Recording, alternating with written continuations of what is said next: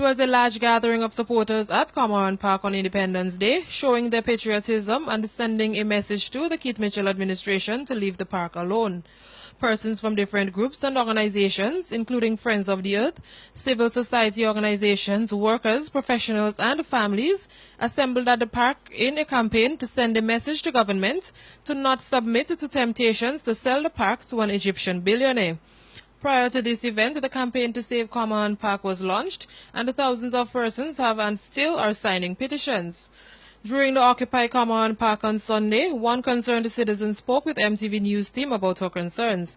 She believes that the park belongs to the people of Grenada, and therefore it should not be sold, leased, or granted to any investor, whether it be local or foreign.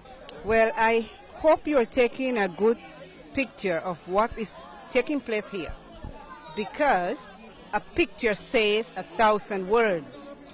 I don't think I have to say much, but let me add this. The park belongs to us, and no one should take it away from us.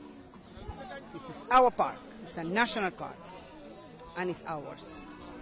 It belongs to the Grenadian people. Another supporter of the fight to save the park says she will not give up. This is part of our heritage which God has given to us. And the Prime Minister, Keith Mitchell, wants to take it and give it to.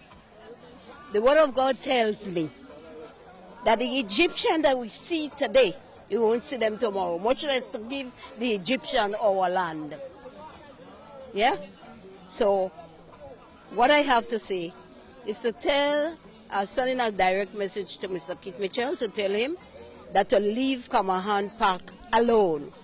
Since I had 16 years of struggling for the people of Grenada and the young people in general, and now I am 75 years and I'm going to still struggle if he wants to give the Egyptian this land. Camerhogne Park is a heritage site, and therefore it should remain for the use of the Grenadian public, says this gentleman. Why should we renounce this that we have that has a name, Camerhogne, which is the original name of this here nation? The name alone gives this a status of national heritage and patrimony.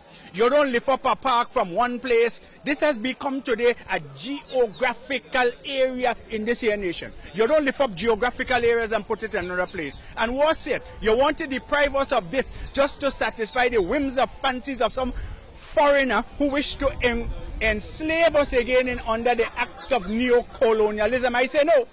He says one must look at the long-term future of our island and not just the short-term creation of jobs. So we had to bequeath our anuses to defecate through our ribs just for the sake of development, for a couple of jobs.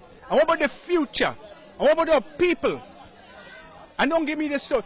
We can't accept anything other than this. This has been there and it shall remain there. Let them use the other parts for the development. This park has to stay as it is. According to an open letter from the Committee to Save Camerhogne Park to the potential investors, for more than 30 years, the people of Grenada and the visitors have peacefully enjoyed Camerhogne Park while respecting its historic place in Grenada's heritage. The letter further went on to state that given the nature and history of Camerhogne Park, it is not possible to construct an alternative facility in its name. To put a hotel on the land will mean an end to this aspect of our heritage, for which development could provide no compensation to the people of Grenada. Reporting for MTV News, I am Tonya St. Louis Lawrence.